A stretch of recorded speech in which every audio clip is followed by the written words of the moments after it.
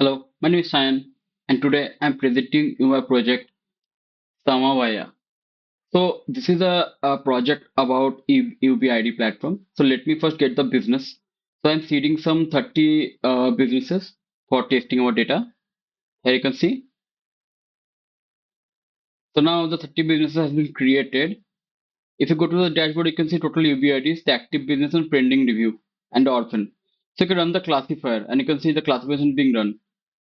As you can see, it has checked already active 44 businesses, and you can refresh it and clean refresh.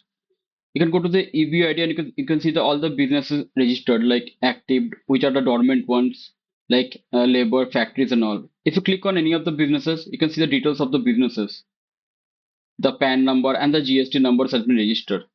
You can even review the businesses like merge, reject, escalate, and you can see the details of the businesses also.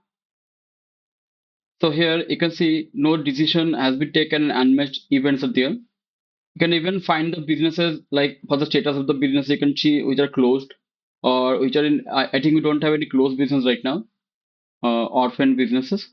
So let's check also for that also. So I'm checking. You can review. I can take the. You can see the decision also.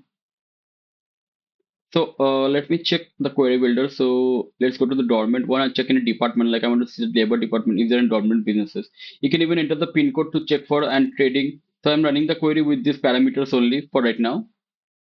So you can see these are the dormant businesses that we are getting. So we can even see which are the closed ones.